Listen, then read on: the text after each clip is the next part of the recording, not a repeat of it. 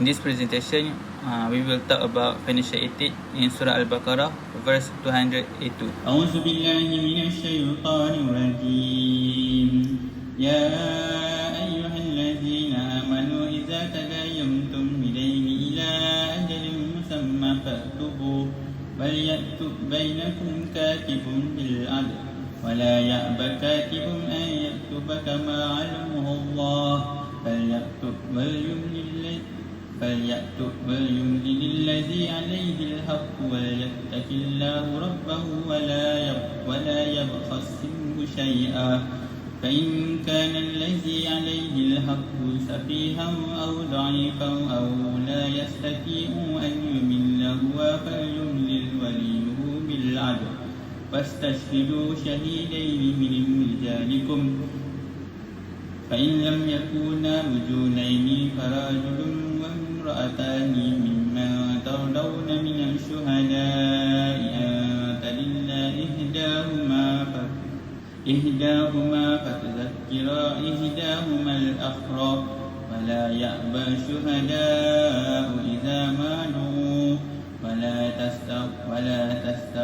ولا تسأموا أن تكتبوه صغيرا أو كبيرا إلى أجله ذلكم أقسط عند الله وأقوام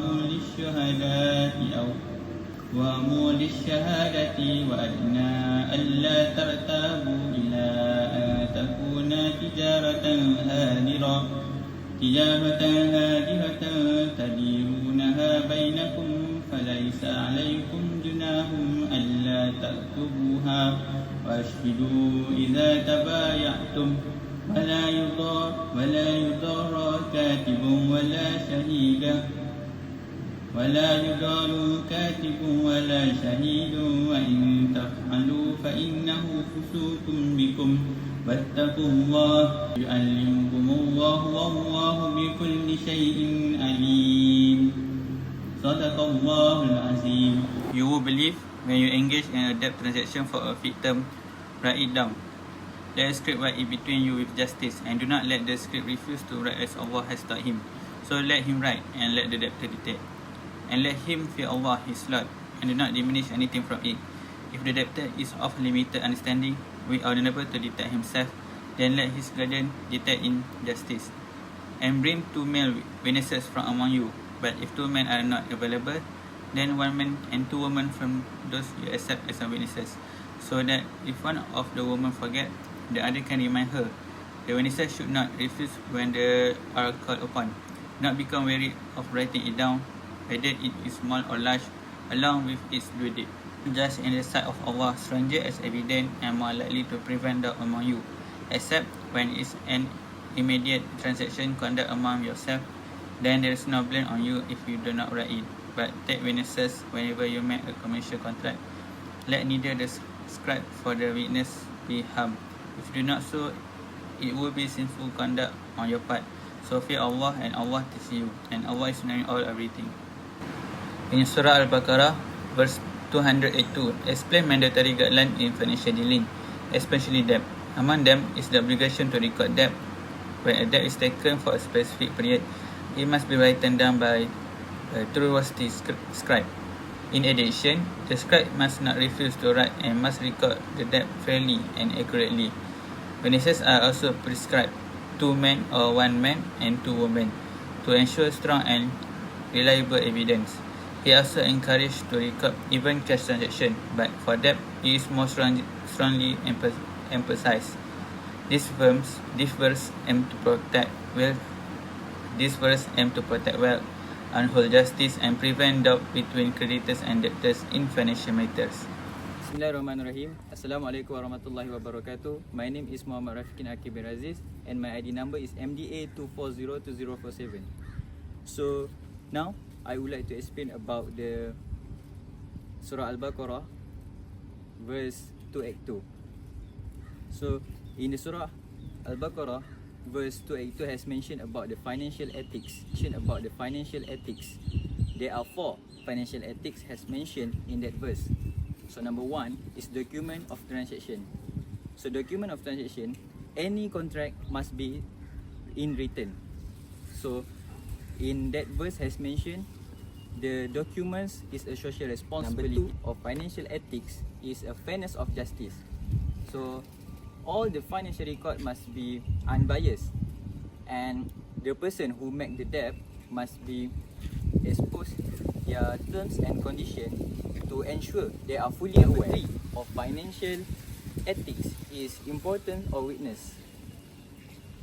When the witnesses involved in the transaction, it gives a transparency between the transaction and the person who make the debt.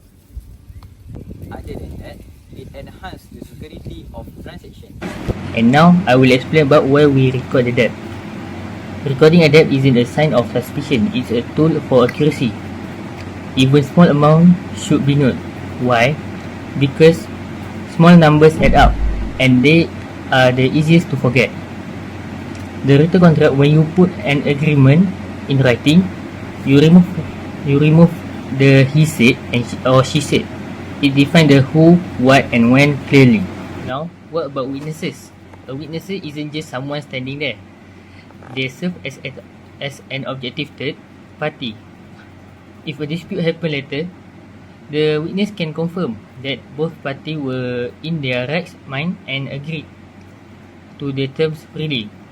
It adds a layer of legal and moral protection that a private handshake simply doesn't have.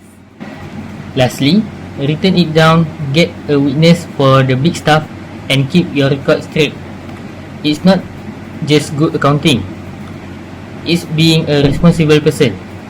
That's all for me, thank you. Clear and complete financial information. All financial details must be clearly explained and understood by both parties. No hidden terms in transaction. This prevents anyone from being misled and helps build trust. Written contracts record all details. Surah Al-Baqarah 282 teaches that agreements should be written properly. Witnesses confirm agreements. Witnesses help ensure the transactions is honest and agreed upon fairly. Accurate document on prevent confusion. Clear records avoid misunderstand findings in the futures. For the second one is accountability. Parties are responsible for their actions. Each person must fulfill what they agreed to. Written record act as proof.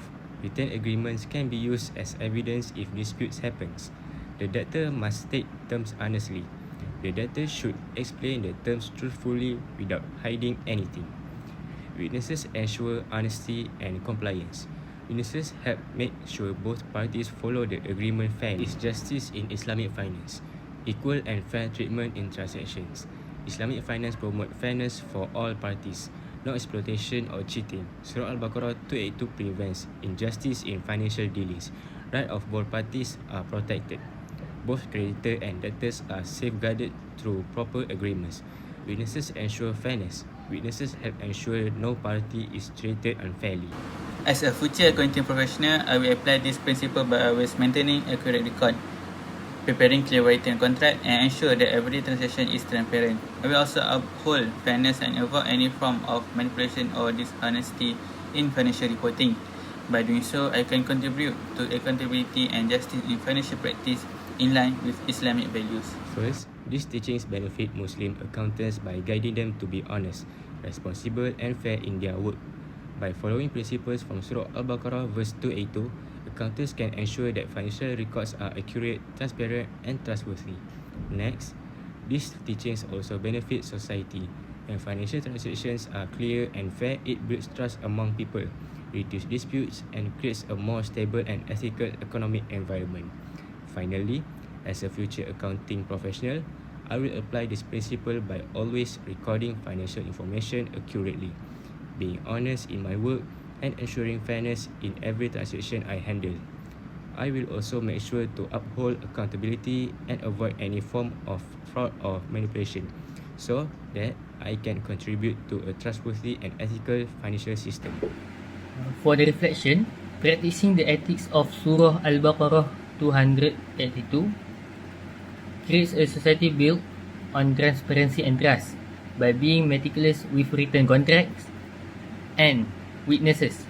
We protect relationships from the misunderstandings that lead to disputes. As a future accounting professional, I will apply this principle by ensuring no transaction is too small for proper documentation. My goal is to uphold justice and accountability in every record I handle, ensuring fairness for everyone involved.